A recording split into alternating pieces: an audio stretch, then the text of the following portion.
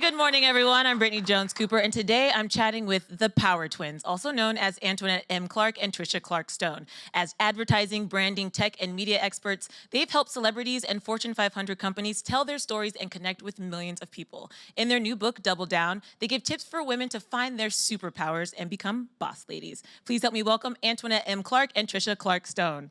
Hi, guys. Hi. Thanks for having us. Thank you for being here. The book drops today, right? Yes. Oh, how exciting. Double Down Day. I know. How exciting is that? I know you guys probably put a ton of work into it. Oh my God, we're so excited. We're so excited. We didn't sleep. No. Too excited to sleep. Yeah. So I want to start out by telling everybody what your current titles and positions are. Okay. Antoinette, you're the Senior VP of Branded Entertainment and Media Innovation at CBS and a former producer at Tyra Banks, Rachel Ray, and Nate Berkus. Yes. And Tracy is the founder and CEO of Narrative, a digital marketing agency that was acquired by Will Packer in 2017. Kudos. Thank you. And before that, she was president of Global Grind, which is Russell Simmons' digital media company. Yes. So those are huge titles, really impressive, but you know, that wasn't easy, as I learned in the book. So I want to go back to the beginning. Okay. I want to know your story. Where are your parents from? You grew up in New York, kind of just like the foundation for this success story. Yeah. You want to start? Go. I'll go. Wow, this is such a twin moment.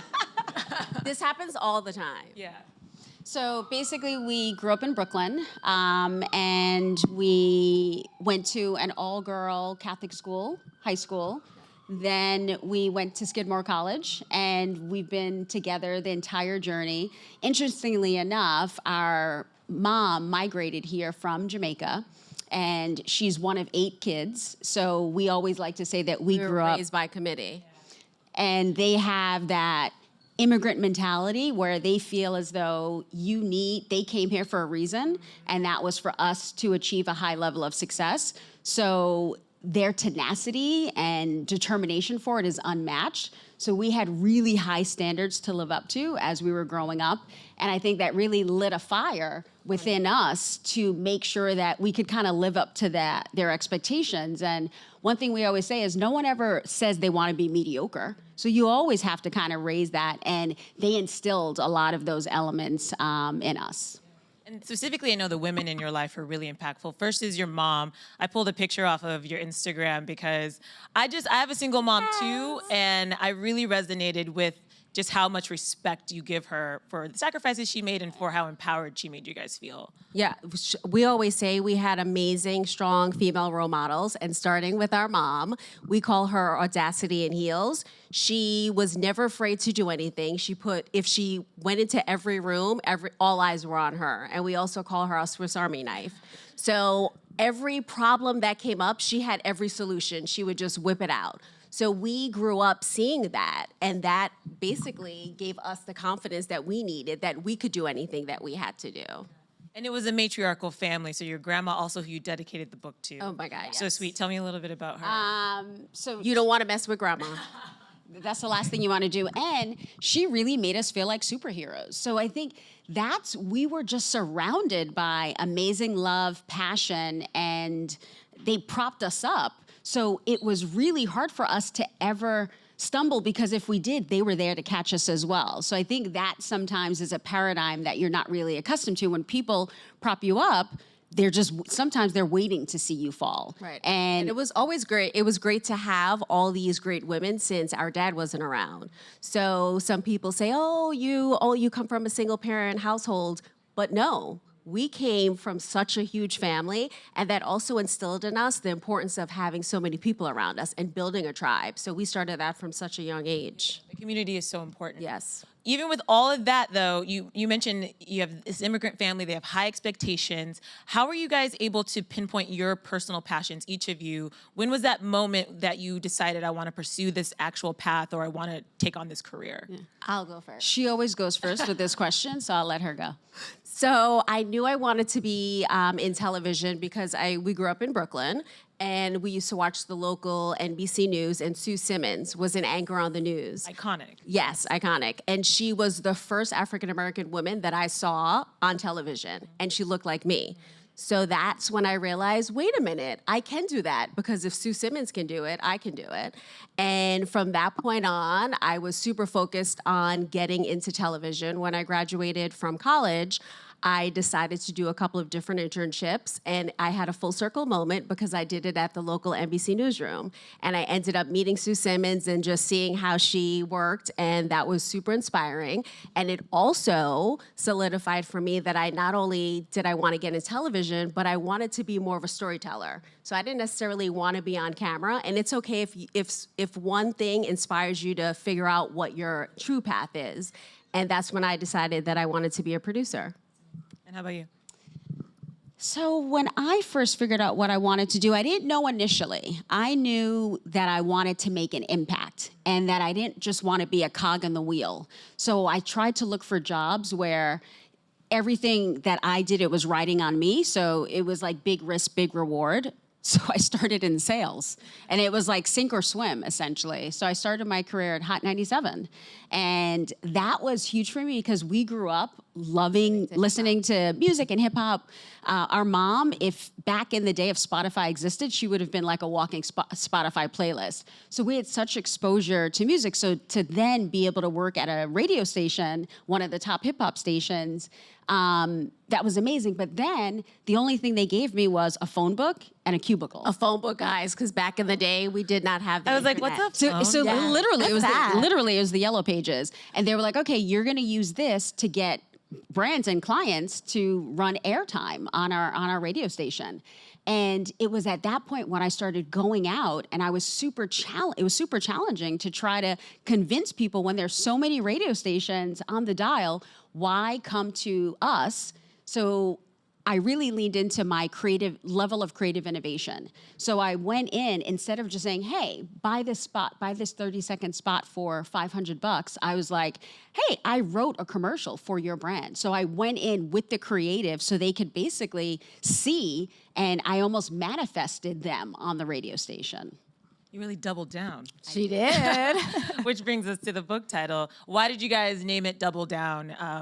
It kind of makes sense, but I want to hear the explanation because it really seems like both of you have been really bold and willing to take risks in your careers. When we first started on this journey of writing the book, we were trying to figure out what were the common denominators that got us to where we are today. And as we were going through our path, we said, wait a minute, we've been doubling down since we were kids, from when we were selling Guess sweatshirts up until now when I'm at CBS and then you have your own company. But I have to interject. It wasn't always Double Down. It was first called, oh my God, so right. It was first called You to the Power of Two. So we got tattoos because we were like, we're manifesting it. This is our title, and we're doubling gonna get a down. book deal. And as we went through the process, we put together a proposal, and the proposal was You to the Power of Two.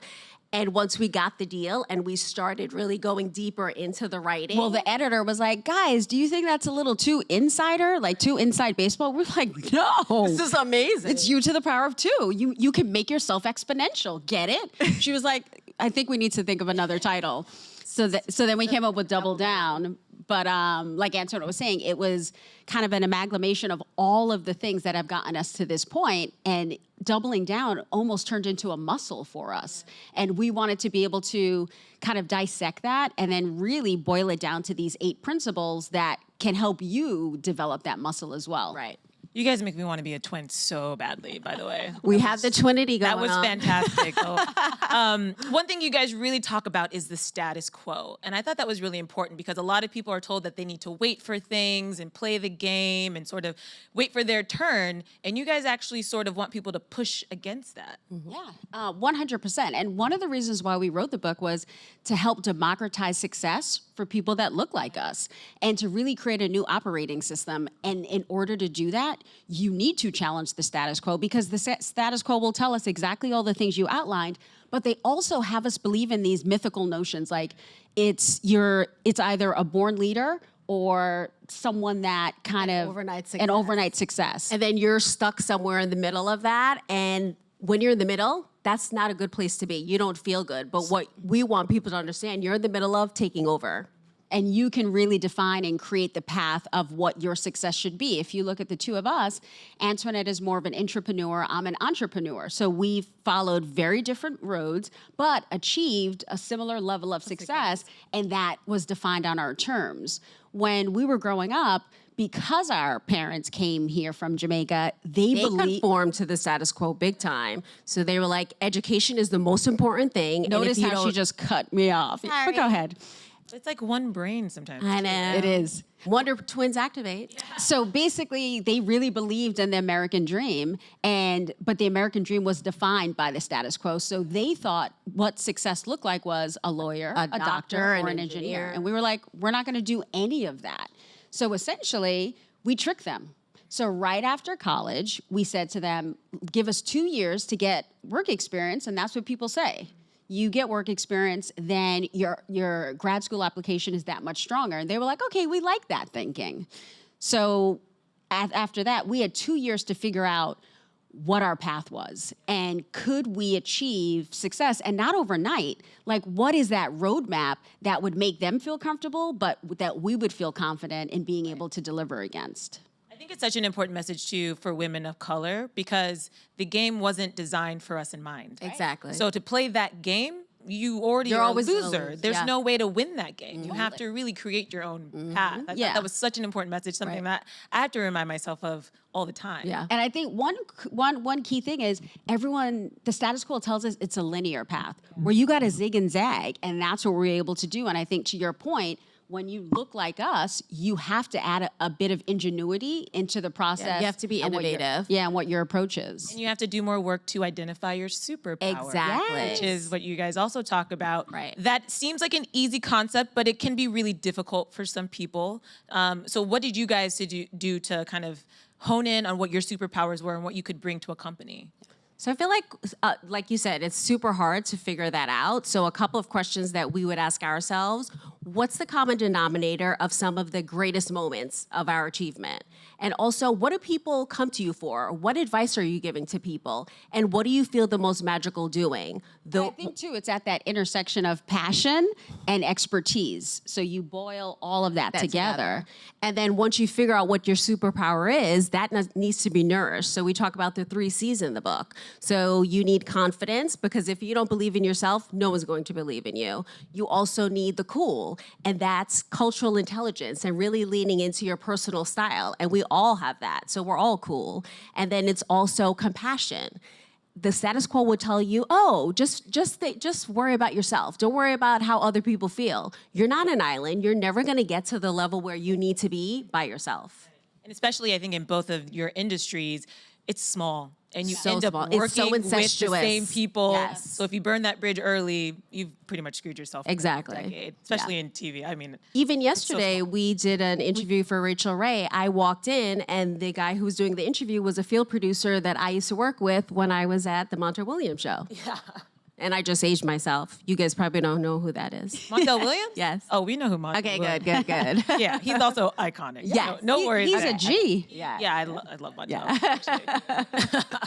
And then you also talk about a white space. Yes. And that kind of goes back to this sweatshirt story. Can you tell that sweatshirt story? Because Yes. it's about finding an opportunity where maybe other people don't see it. Yeah. Yes, and I think we've really lived our life in the white space. So we say, don't move in place. You have to move into, don't stay in place. You have to move into white space. And what we did in high school was we found white space. So back in high school, Guess sweatshirts, they were in style, kind of like Guess is coming back I was now. going to say, they're in style again now. Yeah. So- Calvin Klein, Tommy Hilfiger. Yeah. Exactly. So they're all coming back, but Guess was like the it thing. And we found a Store that was selling it for discounted prices. And we pulled together all of our allowance, and we bought a couple of sweatshirts, and No, we bought like 40 Like 40 sweatshirts. sweatshirts. So we Okay, pulled 40. all of our Christmas money, our birthday money, all of our allowance together and said, okay, if we like this so much, wouldn't our classmates love it? So we doubled down. We started wearing the Guess sweatshirts everywhere we went, and all the kids in school were like, where'd you get that? We want one. Lucky for you, we have it in our backpack, and we sold so many sweatshirts. And at a huge profit. And we came home with the money, and our mom was like, What have you two been What are doing?" you guys doing? And we were slinging Guess sweatshirts. Yeah. Can I tell you I did the exact same thing in high school? You did? My best friend's dad owned a t-shirt company. So he sold me the shirts for $3. I sold Oh, them you got for- a better deal. I sold them for 12. Profit margin. So I made a couple $100 to Yeah. pay for another school club. I mean, I wasn't cool. It was all going back to like extracurriculars, but That's being crafty. And I Yeah. think it's identifying where you think there's a gap or a space for you to innovate, create something that didn't exist before, or even come up with a new solution to an old problem. Right. so that, of course, taking that risk, trying to identify, making yourself valuable to a company can come with some risk and possibly failure. So what has your relationship been with failure, and what are maybe, your go-to tip for how to push through and elevate? Yeah. So I've had a ton of failure, I think, especially when I embarked on starting my own company and becoming an entrepreneur. I started a creative and technology agency, never having worked at an agency ever. So people thought I was crazy. I did too. She didn't let me in on that when I brought her the idea. So saying, okay, I'm going to start this agency. It's going to be predicated on redefining the rules of storytelling, leveraging culture and technology. So in that instance, I found a white space and said, nothing like this exists, so I'm going to go all in. The issue was I let the status quo get the best of me because I'd never been in that situation. I'd never been an entrepreneur, never worked at an agency. I started second guessing every move I was making. And she also started hiring based on people's pedigree and not passion. And that killed me. I blew through tons of money, and I ended up having to put a sizable amount of my own money into the company to get through the next few months of payroll. And it was that instance where I realized, even more so, that the status quo will have you dig a deep kind of hole for yourself. And the only way to get out is to not conform to it. And then there were also other instances with regard to that. My business partner who gave me the seed capital to start the company, Russell Simmons, because he was Black and I was Black, everyone assumed we were a multicultural agency. So we just couldn't be an agency that did amazing work. They had to put us In a box. in a box. So then I really leaned into innovation and technology, because technology today is really defining how brands find and use their voice. So I use that again as my white space. So it seemed as though anytime I felt like I was failing or kind of all the wheels were coming off, I turned to white space to kind of pick me up outside of it. To go back to your gut, like Exactly. your intuition. Yeah, and I think it's having your core too. You said, how do you deal with failure? It's having your tribe who, because we came into the world with someone, we think it's very important to surround yourself with amazing people. We say that we're each other's elevation And gravity, and that's what we look for in our friendships and with our tribe. And I think it's that kind of gives you that balance. And Antoinette, I know you made the jump from TV producer over to the corporate side, sales, Yes. and now you're a senior VP. And my background is also in TV, and I know that that's not an easy leap. That's a completely different skill set. Completely different skill set. Obviously, I'm in media, but I was on the creative side where you're producing and having fun and working crazy hours, and you're with like-minded people and usually younger. And then when I decided to switch over to the corporate side, when you have someone who's living a parallel life, I was like, wait a minute. Tricia is married, she just bought an apartment, and I have my job and 2 Emmys. No significant other and nothing else going on. So that's when I decided that I needed to balance my life. And I took the jump at 35 to switch careers. Everyone thought I was insane because I was a step away from being a showrunner. And at that point, I decided I wanted to diversify myself as a person. And I'm so much happier now today because I have a balanced life. And obviously, when you go over to the corporate side, you have a lot of politics to deal with. But I have to say, CBS has been so supportive, even with this book. Everything that they can do, they've been doing. But I also think it's because I came in with a different type of skill set than what they were normally used to. They doubled down on me. They definitely took a chance. I didn't have experience doing what I did. And I essentially used my whole interview with my now boss to explain to him how my skill set from a producer could transfer over to a salesperson who was selling basically branded entertainment.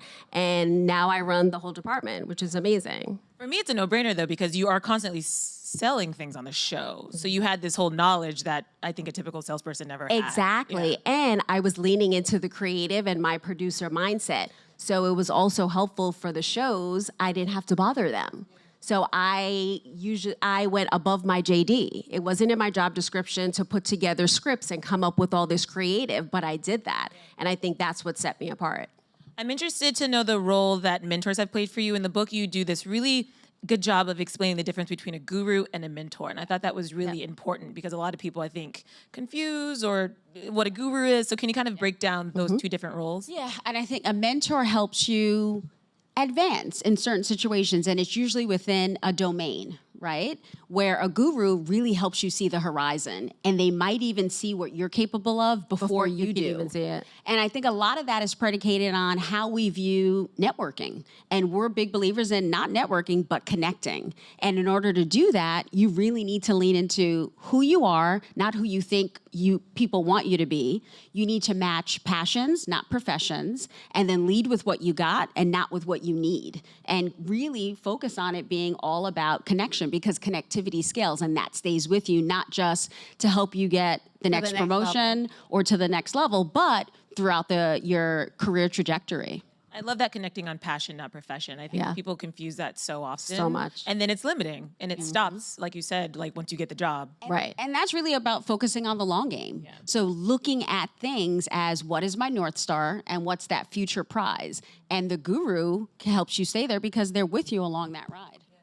I just want to have like a person that I call my guru. I just think that would be cool. It's a good name. It sounds really cool. Oh, I could talk to you guys forever, but I know we have a couple of questions from the audience. So who do we have first? Hi, guys. Hi. So I was wondering if you guys have any tips or advice that didn't quite make the cut of the book that you live by. That's a good question. question. One thing that we were talking to a few friends the other day, and they were saying, well, you guys move into different situations, and we see a lot of that information in the book, but how did you do it? So I think the first thing which we have in the book is it's about confidence, having that audacity to really go all in, but then it's about having the ingenuity to keep you there. So you get in the room and you kind of build up that gusto, you're in there and you're proving yourself, but what's gonna keep you there is really innovation. Next one. I was wondering if there was any twin superpower or sister superpower that made it easier to write a book. Well, we split the work. So that was great. And we think similarly. So as you guys can see, we finished each other's sentences. So we were able to help each other formulate the ideas. We were each other's compass as we were writing. So if I was going down one path, Trish was like, no, I know you and I know what you can do. That's not the path we need to go down. This is what you need to do. So she set me straight, and I think I did the same for her. I guess. No, she did. She did. And I think it's because being twins it's really allowed us to focus on the power of connection, but then also the need to individuate. Yeah. And in terms of the need to individuate, it's like when we were growing up, there was this wow factor. Like, they were like, oh, you're identical twins. You're so cute. Oh, you're speaking in unison. So cute. but then when we started school, they separate siblings. So we were in separate classes. So for the first time, we didn't have that wow factor because we were singletons. So we had to figure out how to get that wow factor by ourselves. And that's how we were really able to look and be more introspective to say, okay, well, what is our superpower? And I think that's why we were able to do it early. That's why we say you should try to identify your superpowers early, and you can have multiple superpowers. And I think our superpowers work hand in hand. Mine is empathy and hers is action. So we work well together. I would get so much more done if I had a twin. Right? I've got the empathy thing though. You but know how many action is times I real try to get difficult. her to come to work for me? You could. I noticed. I looked at your Instagram and you guys like sync up your hairstyles. You know, like you're individuals, but I can see that you still like kind of hold it down. She's the forecast trailblazer. all of our trends, and I'm the trailblazer. I got bangs first, and she was like, I don't know how I'm gonna look with bangs. How do I do that? I'm like, are you serious right now? I have bangs. So she went and got a bang attachment. Because so we have a different, our faces have a different shape. So she wanted to make sure it fit the shape of her face. So I let her do it, be the guinea pig, and then I got bangs then she after got a bangs, year. yeah. And then I was rocking it. It works no matter how you guys wear it. You're beautiful. Thank you so much for joining us today. Thanks I for think the having book us. is, I mean, it's such a good read for anybody who wants to level up and kind of inspire that greatness within. So congrats on that. Thank you. And guys, the book is available today. So you can go get Double Down wherever books are sold and put your hands together for Antoinette M. Clarke and Tricia Clarke-Stone. Thank you, guys. Thank you, guys.